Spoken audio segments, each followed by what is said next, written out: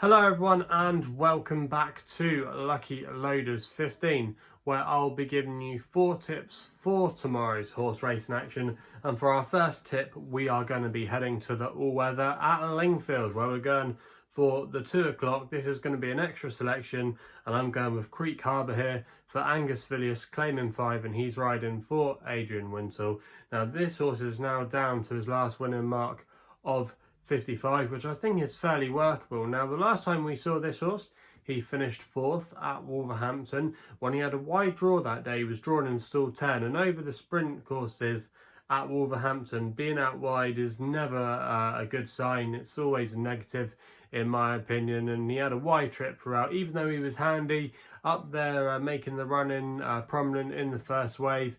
In the end, I think that wide trip just cost him, in the end, his chance of victory. But he still ran a really credible race, and the handicapper did decide to drop him back down to 55, which I think is fair. But I think tomorrow he's got a really good draw to exploit his front running tactics, or his prominent tactics, from stall 3. So I think that will definitely be in his favour tomorrow. And also as well, he's a previous course and distance winner, and I can just see him, if he gets a clean break tomorrow, being up with the pace or just tracking it, and in the end getting hopefully first run and staying on to win the race. I think he's got a really good chance tomorrow. This isn't a particularly strong race, but I thought you could make a really solid case for him, and at 6 to 1 with bookmakers, 4 places on offer with SkyBet at the time recording. I'm going to recommend a 0.5 each way selection here, and I think he could go very close at a fair price. So he's going to be the first tip. We then stay at Lingfield for my nap of the day, which runs in the 305. I'm going here with a horse called Adaay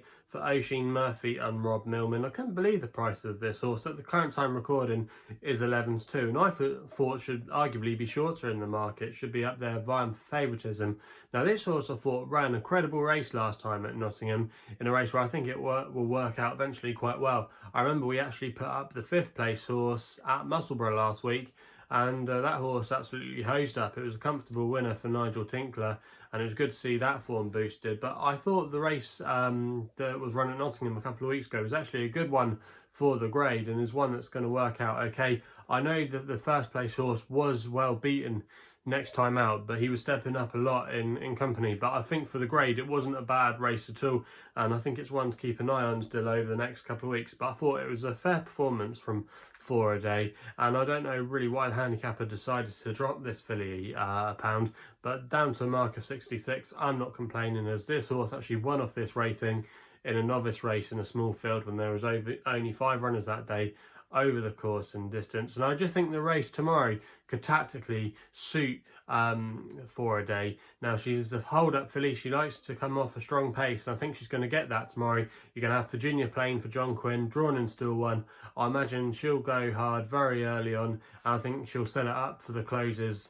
Lingfield, I always find it's always really hard to make the run in. It's okay sometimes being handy, but I think a lot of front runners often pay the price in the home straight. We've seen many horses finish strongly before and chin lots of front runners on the line, and I think we could have a case here with Adaay. I think the small field will suit. I think the return to all weather will suit as well. I think there's a lot of factors for Adaay to have a really good chance in this race tomorrow, and that's why she's going to be my nap of the day. If I was pricing her up, I probably would have had her more around about 10 to 3 shot. So I think 11 to 2 there, that's a fair price. I think she could be strongly supported in the market tomorrow.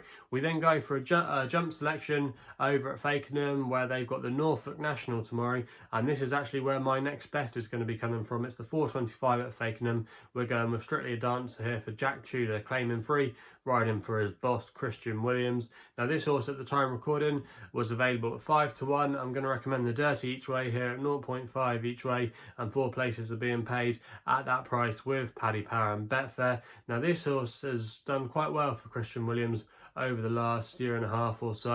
It's actually got a good record at the track as well. 3 starts at the Norfolk venue, 2 wins and a 2nd place, so he seems to really love it round Fakenham, and was been really progressive last season. Won a couple of times, and also as well ran an okay race a few weeks ago at Haydock. That run was actually the first one after a wind-up, so tomorrow it's going to be having its 2nd run after a wind-up. And especially in the National Hunt game, that's always seen as a particularly good sign, because they kind of adapt to it after the first run. They can work out, they can breathe, and they suddenly seem to normally step up on their second run, so that will be in his favour tomorrow. And I just think off a mark of 112, some of his efforts last season really bring him into this, and arguably bring some of the best bits of form. He placed in the Devon National, so he does have quite a bit of form to his name. The ground shouldn't be a problem for him tomorrow. If the rain did get into the ground a little bit and make it good soft, that wouldn't be a problem for him. He's run really well on soft ground in the past. So yeah, I think he ticks a lot of boxes for the race tomorrow. He's off a mark of 112. I could see him maybe having a few pounds to play with there, and I think he'll take a step forward, and I think he'll be the one they've all got to beat in this race tomorrow. And I think at 5-1 there, that's a perfectly fair price, and I'll be really disappointed actually if he can at least finish in the first four. I think he just has really strong claims. We then head to the evening meeting at Wolverhampton with my long shot, and I'm taking a bit of a flyer with one here. It runs in the 7:30, and I'm going to be going with a horse called Party Planner for Holly Doyle and Julia Fielden.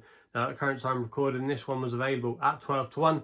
I'm going to recommend a 0.5 each way selection here. Now, this horse was previously trained by Roger Varian before moving to Julia Fielden's stable, and didn't particularly show very much for Roger Varian. Was a little bit disappointing and never really hit the frame in novice company, but I thought was given a really harsh mark when he started out in handicaps. Was given a mark of 67, and he's run a few okay runs. You know, he's finished in the midfield a few times, but the handicap hasn't really slammed him down. You know, he's only knocked him at £1 or £2 here and there, and he's now down to a mark of 60, which I think is more of a workable mark now. We're coming to where I think he probably is fairly handicapped now, and I think this is a more workable mark for him.